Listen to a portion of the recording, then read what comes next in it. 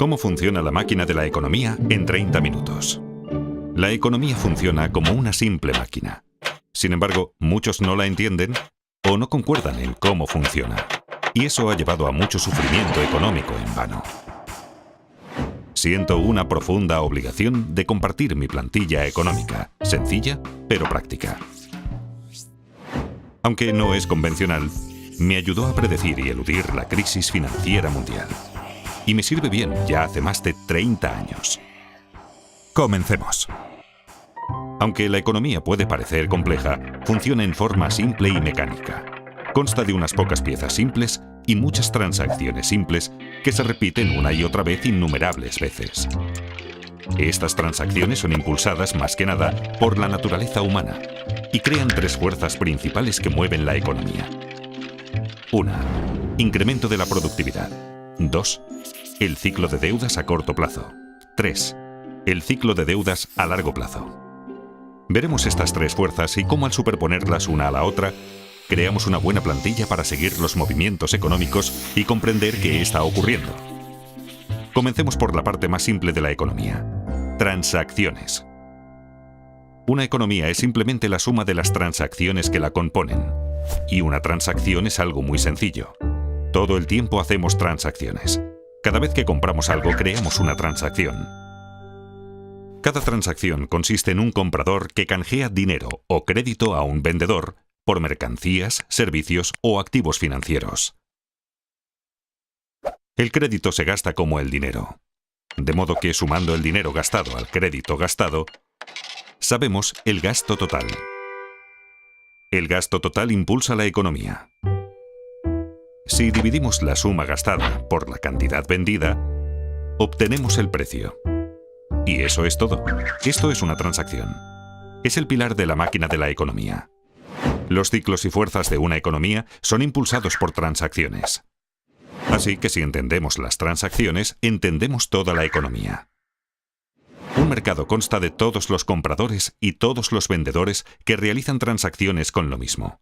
Por ejemplo, hay un mercado del trigo, un mercado de coches, un mercado de valores y mercados para millones de cosas. Una economía consta de todas las transacciones en todos sus mercados. Si sumamos el total de gastos y la cantidad total vendida en todos los mercados, tenemos todo lo que necesitamos saber para entender la economía. Es así de simple. Las personas, empresas, bancos y gobiernos, todos participan en transacciones como describí anteriormente. Canjean dinero y crédito por mercancías, servicios y activos financieros. El mayor comprador y vendedor es el gobierno, compuesto por dos partes importantes. Un gobierno central que recauda impuestos y gasta dinero, y un banco central, que es diferente de otros compradores y vendedores porque controla la cantidad de dinero y de crédito en la economía. Lo hace influyendo en las tasas de interés e imprimiendo dinero nuevo. Por estas razones, como veremos, el Banco Central es un actor importante en el flujo del crédito.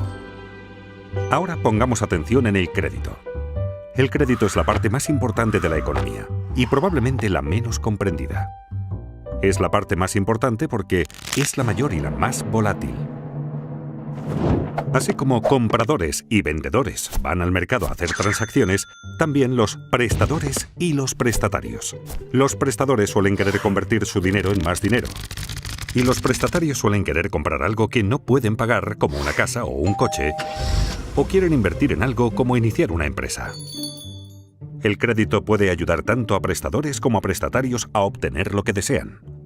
Los prestatarios prometen devolver la suma prestada llamada el capital, más una suma adicional llamada interés. Cuando las tasas de interés son altas, se toman menos préstamos porque son caros. Cuando las tasas de interés son bajas, se toman más préstamos porque son más baratos. Cuando los prestatarios prometen devolver el préstamo y los prestadores les creen, se crea el crédito. Dos personas cualesquiera pueden acordar el crear crédito de la nada. Esto parece bastante sencillo, pero el crédito es escurridizo porque tiene nombres diferentes. Una vez generado el crédito, se convierte de inmediato en deuda. La deuda es un activo para el prestador y un pasivo para el prestatario. En el futuro, cuando el prestatario devuelva el préstamo con intereses, activo y pasivo desaparecerán y la transacción queda saldada. Entonces, ¿por qué es el crédito tan importante? Porque cuando un prestatario obtiene crédito, puede aumentar sus gastos. Y hay que recordar, el gasto impulsa la economía. Eso es porque el gasto de una persona es el ingreso de otra persona. Pensemos que cada dólar que gastamos, alguien lo gana. Y cada dólar que ganamos fue gastado por alguien. Así que cuando gastamos más, alguien gana más. Cuando los ingresos de alguien aumentan, los prestadores están más dispuestos a prestarle dinero porque ahora es más digno de crédito. Un prestatario digno de crédito tiene dos cosas: la capacidad de devolver el préstamo y un aval. Tener ingresos altos comparados con la deuda le permite devolver dinero. En caso de no poder hacerlo, tiene activos valiosos como aval que pueden venderse. Esto hace que los prestadores se sientan cómodos al prestarle dinero. Así, mayores ingresos permiten tomar más préstamos, que a su vez permiten mayores gastos. Y como los gastos de una persona son los ingresos de otra, esto lleva a más préstamos y así sucesivamente. Esta conducta se realimenta y conduce al crecimiento económico. Y por eso tenemos ciclos. En una transacción hay que dar algo para obtener algo. Y cuánto obtenemos depende de cuánto producimos. Con el tiempo aprendemos y esos conocimientos acumulados elevan los niveles de vida. A esto lo llamamos crecimiento de la productividad. Quienes son creativos y trabajan duro aumentan su productividad y sus niveles de vida con mayor rapidez que aquellos complacientes y perezosos. Aunque no necesariamente a corto plazo. La productividad cuenta más a largo plazo. El crédito a corto plazo. Esto es porque el crecimiento de la productividad no fluctúa mucho, así que no es un propulsor importante de los vaivenes económicos. La deuda sí lo es, porque al adquirirla nos permite consumir más de lo que producimos, y nos obliga a consumir menos de lo que producimos cuando la reintegramos. Los vaivenes de la deuda siguen dos grandes ciclos. Uno de entre 5 a 8 años, y el otro de entre 75 a 100 años aproximadamente. Aunque la mayoría de la gente siente los vaivenes, habitualmente no los ve como ciclos porque los ve demasiado de cerca, día a día, semana a semana. En este capítulo daremos un paso atrás para ver estas tres grandes fuerzas y cómo interactúan para crear nuestras experiencias. Vimos que los vaivenes alrededor de la línea no surgen de cuánta innovación o trabajo arduo hay, sino sobre todo de cuánto crédito hay. Imaginemos por un momento una economía sin crédito. En esta economía solo puedo aumentar mis gastos si aumento mis ingresos, lo cual me exige ser más productivo y trabajar más. Una productividad mayor es el único camino hacia el crecimiento.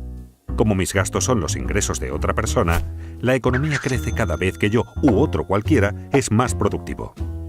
Si seguimos las transacciones y las mostramos, vemos una progresión como la línea de crecimiento de la productividad. Pero como tomamos préstamos, tenemos ciclos. Esto no surge de ninguna ley o reglamento, sino de la naturaleza humana y de cómo funciona el crédito.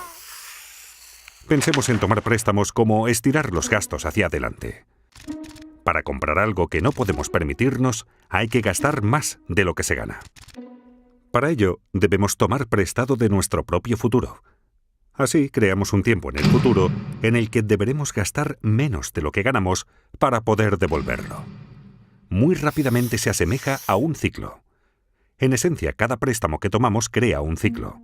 Esto es tan cierto para un individuo como para la economía. Por eso es tan importante entender el crédito, porque pone en marcha una serie de acontecimientos futuros, mecánicos y predecibles. Esto diferencia al crédito del dinero. El dinero es aquello con que saldamos transacciones. Cuando compramos una cerveza con efectivo, la transacción queda saldada de inmediato. En cambio, si la compramos con crédito, es como abrir una cuenta en el bar.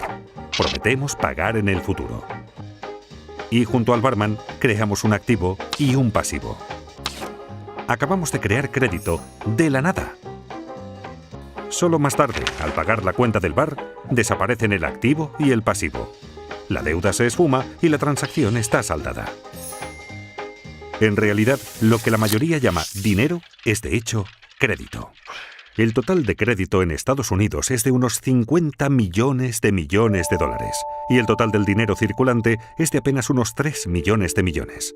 Recordemos, en una economía sin crédito, la única forma de gastar más es producir más. Pero en una economía con crédito, también podemos gastar más pidiendo préstamos. Como resultado, en una economía con crédito el gasto es mayor, permitiendo a los ingresos subir más rápido que la productividad a corto plazo, pero no a largo plazo. Ahora bien, no me malinterpreten. El crédito no es necesariamente algo malo que solo causa ciclos. Es malo cuando financia un exceso de consumo que no puede reembolsarse. Sin embargo, es bueno cuando asigna recursos con eficacia y produce ingresos que nos permiten devolver la deuda. Por ejemplo, si tomamos un préstamo para comprar una televisión grande, el aparato no genera ingresos para que devolvamos lo prestado. Pero si tomamos un préstamo para comprar un tractor, y así poder cosechar mayores cultivos y ganar más dinero, podremos devolver lo prestado y mejorar nuestro nivel de vida. En una economía con crédito, podemos seguir las transacciones y ver cómo el crédito genera crecimiento. Veamos un ejemplo. Imaginemos que ganamos $100.000 anuales y no tenemos deuda alguna. Entonces, si nos prestan $10.000, supongamos que en una tarjeta de crédito podríamos gastar $110.000, aunque en realidad solo ganamos $100.000. Como mis gastos son los ingresos de otro, alguien está ganando $110.000. La persona que está ganando $110.000 sin tener deuda alguna puede tomar prestados $11.000 y así gastar $121.000, aunque en realidad solo ganó $110.000. Sus gastos son los ingresos de otro, y siguiendo las transacciones podemos comenzar a ver cómo este proceso sigue una pauta que se refuerza a sí misma. Pero recordemos, tomar préstamos crea ciclos, y si el ciclo sube, en algún momento deberá bajar. Esto nos lleva al ciclo de deuda a corto plazo. Cuando aumenta la actividad económica vemos una expansión. La primera fase del ciclo de deudas a corto plazo. El gasto sigue creciendo y los precios comienzan a subir. Esto ocurre porque el mayor gasto es alimentado por el crédito, que puede crearse instantáneamente de la nada. Cuando el gasto y el ingreso aumenta más rápido que la producción de bienes, los precios suben. La subida de precios se llama inflación. El Banco Central no desea demasiada inflación porque causa problemas. Al ver que los precios suben, el banco sube las tasas de interés. Con tasas de interés más altas, menos personas pueden permitirse tomar préstamos y el coste de las deudas existentes sube. Por ejemplo, suben los pagos mensuales de nuestras tarjetas de crédito. Como la gente toma menos prestado y tiene que pagar más por sus deudas, tienen menos dinero disponible para gastar y el gasto se ralentiza. Y como los gastos de una persona son los ingresos de otra, los ingresos bajan y así sucesivamente. Cuando la gente gasta menos, los precios bajan. Eso se llama deflación. La actividad económica disminuye y tenemos una recesión. Si la recesión se torna demasiado grave y la inflación ya no es un problema, el Banco Central bajará las tasas de interés para que todo vuelva a remontar. Con tasas de interés bajas, los reintegros de las deudas se reducen, se toma más prestado y se gasta más, y vemos otra expansión. Como vemos, la economía funciona como una máquina. En el ciclo de deuda a corto plazo, el gasto se restringe solo por la voluntad de prestadores y prestatarios de dar y recibir crédito. Cuando el crédito se obtiene con facilidad, hay expansión económica. Cuando no se obtiene fácilmente, hay una recesión. Y atención, este ciclo es controlado en primer lugar por el Banco Central. El ciclo de deuda de corto plazo suele durar de 5 a 8 años y se repite una y otra vez durante décadas. Pero notarán que la parte inferior y la superior de cada ciclo terminan con mayor crecimiento que el ciclo anterior y con más deuda. ¿Por qué? Porque la gente lo empuja. Se inclina más a tomar préstamos y gastar que a pagar deudas. Es la naturaleza humana. Por eso mismo, a la larga, las deudas crecen más rápido que los ingresos, creando el ciclo de deudas a largo plazo. Aunque la gente está más endeudada, los prestadores dan crédito con mayor facilidad. ¿Por qué? porque todos consideran que las cosas van muy bien. La gente piensa solo en los acontecimientos recientes. ¿Y qué fue lo que ocurrió recientemente? Los ingresos subieron. Los valores de los activos suben. El mercado bursátil ruge. Es un boom. Conviene comprar mercancías, servicios y activos financieros con dinero prestado. Cuando la gente hace mucho de eso, le llamamos una burbuja. De modo que aunque las deudas hayan ido creciendo, los ingresos han crecido casi tan rápido como para compensarlas. A la relación entre deuda e ingresos la llamaré carga de la deuda. Mientras los ingresos sigan subiendo, la carga de la deuda se mantiene manejable. Simultáneamente, los valores de los activos suben vertiginosos. La gente toma préstamos gigantescos para comprar activos para inversión y hace que su precio suba aún más. La gente se siente rica. De modo que hasta con muchísima deuda acumulada, los ingresos y los activos en alza ayudan a los prestatarios a mantenerse dignos de crédito por mucho tiempo. Obviamente es algo que no puede continuar para siempre. Y no ocurre. Con las décadas, la carga de la deuda aumenta lentamente y crea reembolsos crecientes. Cuando estos reembolsos comienzan a crecer más rápido que los ingresos, obligan a la gente a recortar sus gastos. Y como los gastos de una persona son los ingresos de otra, los ingresos comienzan a bajar, lo que convierte a la gente en menos digna de crédito y reduce los préstamos tomados. Los pagos para saldar deudas continúan subiendo, haciendo que los gastos caigan más aún y el ciclo se invierta.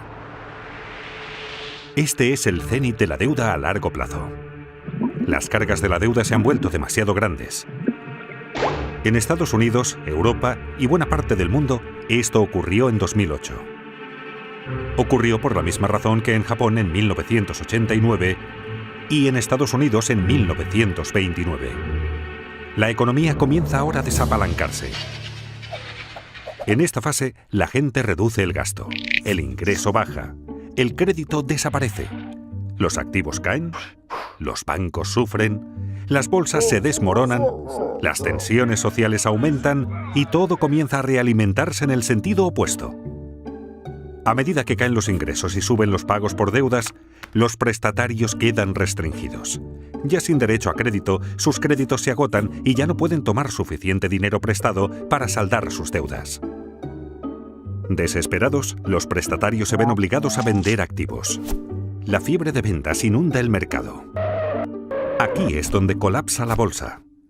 El mercado inmobiliario se hunde y a los bancos se les complican las cosas. Cuando los activos bajan de precio, bajan los valores de los avales de los prestatarios. Esto hace que los prestatarios merezcan aún menos crédito. La gente se siente pobre. El crédito desaparece rápidamente. Menos gasto, menos ingreso, menos riqueza, menos crédito, menos préstamos tomados y así sucesivamente. Es un círculo vicioso. Se asemeja a una recesión, pero la diferencia aquí es que no se pueden bajar las tasas de interés para salvar la situación. En una recesión, la baja de tasas estimula la toma de préstamos. Pero en un desapalancamiento, bajar las tasas no sirve, pues las tasas de interés ya están bajas y llegan pronto al 0%.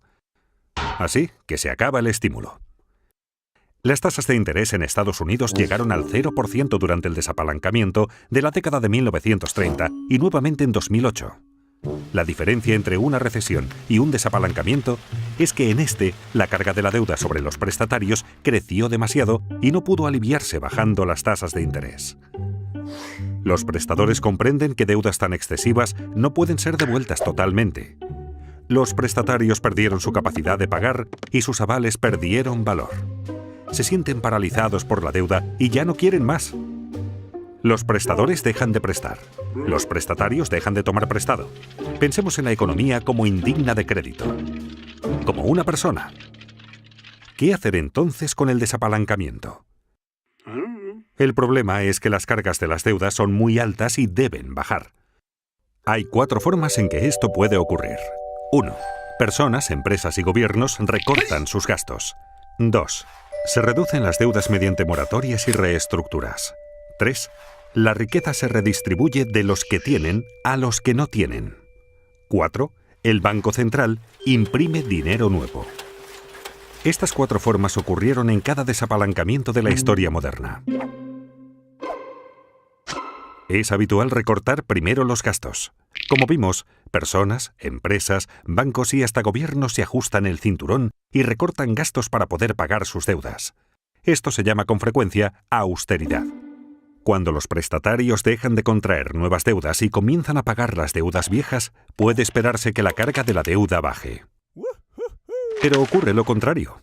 Como se recorta el gasto, y el gasto de una persona es el ingreso de otra, esto hace que los ingresos caigan más rápido de lo que se saldan las deudas, y así la carga de la deuda, de hecho, empeora. Como vimos, este recorte del gasto es deflacionario y doloroso. Las empresas están forzadas a reducir costes, lo que significa menos empleos y mayor paro. Esto lleva a la etapa siguiente. Deben reducirse las deudas. Muchos no pueden pagar sus préstamos y las deudas del prestatario son el activo del prestador. Cuando los prestatarios no pagan al banco, la gente teme que el banco no pueda pagarle lo suyo y corre a retirar su dinero del banco. Los bancos quedan restringidos y la gente, las empresas y los bancos dejan de pagar sus deudas. Esta grave contracción económica es una depresión. Buena parte de una depresión consiste en descubrir que lo que suponíamos era nuestra riqueza no está. Volvamos al bar. Cuando compramos una caña a cuenta, prometimos pagarle al dueño del bar. Nuestra promesa se convirtió en un activo del barman. Si no cumplimos la promesa, no le pagamos y entramos en moratoria de nuestra cuenta de bar. Entonces, este activo que tenía, de hecho, no vale nada. En esencia, ha desaparecido. Muchos prestadores no quieren ver su patrimonio desaparecer y acuerdan reestructurar la deuda. Esto significa que los prestadores recibirán un reembolso menor o que cobrarán en un lapso mayor o con un interés menor al acordado inicialmente. De esta manera, se incumple un contrato a pesar de que se reduce la deuda. Los prestadores prefieren así un poco de algo antes que el total de la nada. Pese a que desaparece deuda, su reestructuración hace que los valores de ingresos y activos desaparezcan más rápido, con lo cual la carga de la deuda continúa empeorando. Como recortar gastos, reducir la deuda también es doloroso y deflacionario. Todo esto afecta al gobierno central porque menores ingresos y menos empleo significan que el gobierno recauda menos impuestos. Al mismo tiempo, necesita aumentar su gasto por el aumento del paro. Muchos de los parados tienen ahorros inadecuados y necesitan apoyo financiero del gobierno. Además, los gobiernos crean planes de incentivos y aumentan sus gastos para compensar la baja de la economía. Los déficits presupuestarios gubernamentales crecen explosivamente durante un desapalancamiento porque gastan más de lo recaudado por impuestos. Eso es lo que está ocurriendo cuando oímos sobre el déficit en los noticiarios. Para financiar los déficits, los gobiernos deben subir los impuestos o tomar dinero prestado. Pero con ingresos en caída y tantos en paro, ¿de quién vendrá el dinero? De los ricos. Ya que los gobiernos necesitan más dinero y la riqueza está muy concentrada en manos de un pequeño porcentaje de la gente, es natural que los gobiernos cobren más impuestos a los acaudalados, lo cual facilita una redistribución de la riqueza en la economía de los que tienen hacia los que no tienen. Los que no tienen y sufren comienzan a sentir resentimiento hacia los ricos que tienen. Los que tienen, sufriendo la economía débil, los precios de los activos en baja y los impuestos en alza, comienzan a sentir resentimiento hacia los que no tienen. Si la depresión continúa, puede alterarse el orden social. No solo subirán las tensiones internas en los países, sino que también entre países, sobre todo entre deudores y acreedores. Esta situación puede llevar a un cambio político que a veces puede ser extremo. En la década de 1930, esto condujo a Hitler al poder, a la guerra en Europa y a la depresión en Estados Unidos. La presión para que se haga algo que ponga fin a la depresión aumenta. Recordemos, lo que la mayoría consideraba dinero era en realidad crédito. Así, cuando el crédito desaparece, la gente no tiene suficiente dinero. La gente está desesperada por dinero. ¿Recuerdan quién puede imprimirlo? El Banco Central. Tras haber bajado ya sus tasas de interés a casi cero, está obligado a imprimir dinero. A diferencia del recorte de gastos, la reducción de la deuda y la redistribución de riquezas, la impresión de dinero es inflacionaria y estimulante. Inevitablemente, el Banco Central imprime dinero nuevo de la nada que usa para comprar activos financieros y bonos del gobierno. Ocurrió en Estados Unidos durante la Gran Depresión y nuevamente en 2008, cuando su Banco Central, la Reserva Federal, imprimió más de 2 millones de dólares. Otros bancos centrales del mundo que podían también imprimieron mucho dinero. Comprar activos financieros con este dinero ayuda a elevar los precios de los activos, volviendo a la gente más digna de crédito. Pero esto ayuda solo a los que tienen activos financieros. Y es que el Banco Central puede imprimir dinero, pero solo puede comprar activos financieros. El Gobierno Central, por su parte, puede comprar bienes y servicios y pasar dinero a la gente, pero no puede imprimir dinero. Así que para estimular la economía, los dos deben cooperar. Comprando bonos del gobierno, el Banco Central en esencia presta dinero al gobierno, permitiéndole mantener un déficit y aumentar el gasto en bienes y servicios mediante sus programas de incentivos y de seguros de paro. Esto aumenta los ingresos de la gente, así como la deuda del gobierno. Sin embargo, reducirá la carga total de la deuda en la economía. Este es un momento de gran riesgo. Quienes formulan las políticas deben equilibrar las 4 formas en que se reduce la carga de la deuda. Las formas deflacionarias deben equilibrar a las inflacionarias para mantener la estabilidad. Si se equilibran correctamente, puede producirse un desapalancamiento hermoso. Y es que un desapalancamiento puede ser feo o hermoso.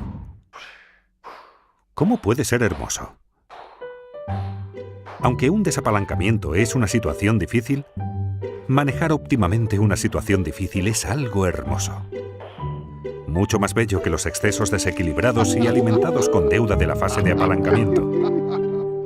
En un desapalancamiento hermoso, las deudas disminuyen respecto de los ingresos. El crecimiento económico real es positivo y la inflación no es un problema. Se obtiene con el equilibrio correcto. El equilibrio correcto exige cierta mezcla de recorte de gastos, reducción de la deuda, transferencia de riquezas e impresión de dinero para mantener la estabilidad económica y social. La gente pregunta si la impresión de dinero causará inflación. No, si compensa el crédito que cae. Recordemos, el gasto es lo que importa. $1 de gastos pagado con dinero afecta a los precios igual que $1 de gastos pagado con crédito. Imprimiendo dinero, el Banco Central puede compensar la desaparición de crédito con un aumento de la cantidad de dinero. Para cambiar esta situación, el Banco Central necesita no solo fomentar el crecimiento de los ingresos, sino lograr que la tasa de crecimiento del ingreso supere a la tasa de interés sobre la deuda acumulada. ¿Qué quiero decir con ello? En esencia, los ingresos deben crecer más rápido que las deudas. Por ejemplo, supongamos que un país en desapalancamiento tiene una relación deuda-ingreso del 100%. Esto significa que su deuda total es igual a los ingresos del país entero en un año. Pensemos ahora en la tasa de interés sobre esa deuda, digamos que del 2%. Si la deuda crece al 2% por esa tasa de interés y el ingreso crece solo al 1%, jamás se reducirá la carga de la deuda. Se necesita imprimir suficiente dinero para que la tasa de crecimiento del ingreso supere a la tasa de interés. No obstante, es fácil abusar de la impresión de dinero por ser tan fácil y porque la gente la prefiere a las alternativas. La clave es evitar imprimir demasiado dinero y provocar una inflación inaceptablemente alta, como hizo Alemania en el desapalancamiento de la década de 1920. Si los responsables logran el equilibrio correcto, un desapalancamiento no es tan dramático. El crecimiento es lento, pero las cargas de la deuda bajan. Así es un desapalancamiento hermoso. Con los ingresos en alza, los prestatarios comienzan a parecer más dignos de crédito. Y cuando esto ocurre, los prestadores vuelven a prestar. Las cargas de las deudas comienzan por fin a bajar. Al poder tomar préstamos, la gente puede gastar más. La economía comienza ahora a crecer nuevamente hacia la fase de reflación del ciclo de deudas a largo plazo. Aunque el desapalancamiento puede ser horrible si se maneja mal, cuando se maneja adecuadamente, solucionará el problema. Lleva unos 10 años o más el que las cargas bajen y la actividad económica retorne a la normalidad. Y de ahí la expresión década perdida. En conclusión, por supuesto, la economía es un poco más compleja de lo que esta plantilla sugiere. Pero superponiendo el ciclo de deuda a corto plazo al de deuda a largo plazo, y a ambos encima de la línea de crecimiento de la productividad, obtenemos un modelo razonable para ver dónde hemos estado, dónde estamos y hacia dónde es probable que vayamos. En resumen, hay 3 reglas prácticas que me gustaría que les quedaran de esta charla. La primera, que la deuda no crezca más rápido que los ingresos, porque las cargas de la deuda terminarán aplastándonos. La segunda, que los ingresos no crezcan más rápido que la productividad, porque eso nos hará no competitivos. Y la tercera, hacer todo lo posible para aumentar la productividad, pues a largo plazo es lo que más importa. Son consejos sencillos para todos, incluidos los responsables de políticas. Sorprendentemente, la mayoría de la gente, y también de los responsables de políticas, no presta atención suficiente a esto. Esta plantilla ha funcionado en mi caso, y espero que funcione en el vuestro. Muchas gracias.